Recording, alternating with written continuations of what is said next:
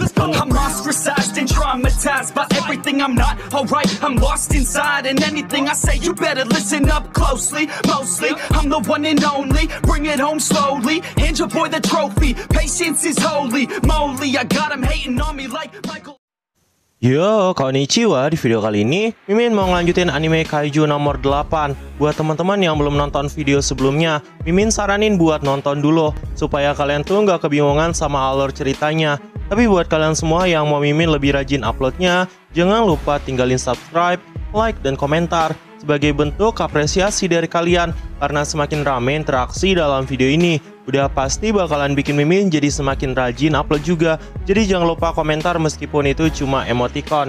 Yaudah nggak usah lama-lama, langsung aja yuk gas videonya.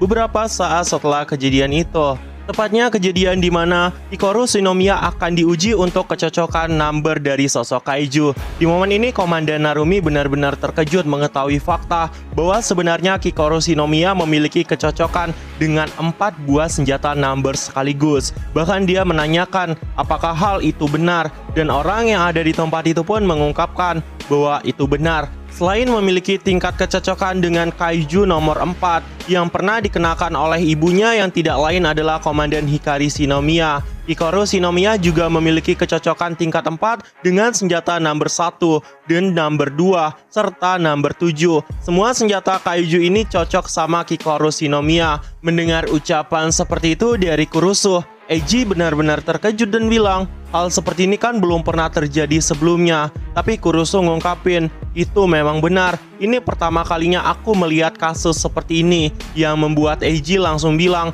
kalau dia harus segera melaporkan ini kepada pihak atasan. Karena hal ini adalah hal yang baru pertama kali terjadi. Jadi mereka harus berhati-hati dalam pemilihan senjata. Dan mengatakan untuk tidak pernah menceritakan hal ini kepada siapapun. Tapi ternyata yang mengatakan hal seperti itu bukanlah Eiji, melainkan Hikaru Shinomiya itu sendiri. Hikaru Shinomiya bilang sama Komandan Narumi, mungkin ini bisa menjadi kunci untuk mengalahkan kaiju nomor 9. Jadi kita harus meminimalisir kemungkinan bocornya informasi jika seandainya dia berhasil menyerap salah satu dari kita. Komandan Narumi, tolong ajarkan kepadaku cara menggunakan senjata kaiju nomor 1 itu, ucapnya kepada sang Komandan Narumi. Dan begitulah ceritanya di mana Komandan Narumi mengajari sosok Hikaru Shinomiya untuk mengendalikan senjata kaiju nomor 1 juga. Kita kemudian kembali di momen saat ini, di mana Hikaru Shinomiya sedang menggunakan mata dari kaiju nomor 1 dan seragam dari kaiju nomor 4. Dia telah tiba di medan pertempuran dan memberikan serangan telak kepada kaiju era Meireki. Melihat kehadiran dari Hikaru Shinomiya, Kafka Hibino dalam mode sempurnanya juga terkejut karena dia nggak menyangka bahwa bantuan yang akan tiba untuk membantunya tidak lain berasal dari Hikaru Shinomiya. Sedangkan di sisi lain, Wakil Komandan Soshiro Hoshina yang melihat kejadian ini juga nggak bisa mempercayai apa yang dilihat dengan mata kepalanya dan kemudian mengatakan, apa ini? Shinomiya memiliki kekuatan kaiju nomor 1. Kenapa tidak ada yang pernah memberitahukan ini kepada unit 3? Mendengar kata-kata seperti itu dari Wakil Komandan Soshiro Hoshina, Komandan Narumi pun juga mengungkapkan, kau sendiri selalu diem-diem aja ngajarin Kafka tinju aliran alternatif. Jadi kenapa kami nggak boleh melakukan itu? Ini juga merupakan kartu as kami untuk mengalahkan kaiju nomor 9. Retina dari kaiju nomor 1 merupakan bola mata yang tidak terhitung jumlah. Jadi itu bisa digunakan oleh banyak orang jika seandainya dia cocok. Pengguna retina hanya bisa melihat semua hal melalui bola mata itu. Dan hal itu juga berlaku bagi retina cadangan yang disimpan guna memperbaiki kerusakan pada kaiju nomor 1. Mendengar kata-kata seperti itu dari sosok Komandan Narumi, itu artinya ada masih banyak mata dari kaiju nomor 1 yang saat ini telah disimpan, tapi sayangnya penggunanya masih belum ada. Di momen ini, Wakil Komandan Soshiro Hoshina pun mengatakan, itu artinya dia telah membagi semua yang dilihatnya kepada Shinomiya Hikaru. Selain bertarung untuk melawan makhluk itu, dia juga telah menjadi sumber informasi. Di sisi lain, Itami yang melihat semua kejadian itu juga mengatakan, mereka itu benar-benar sulit untuk kuatur. Seenaknya saja mengembangkan pasukan ini tanpa sepengetahuanku.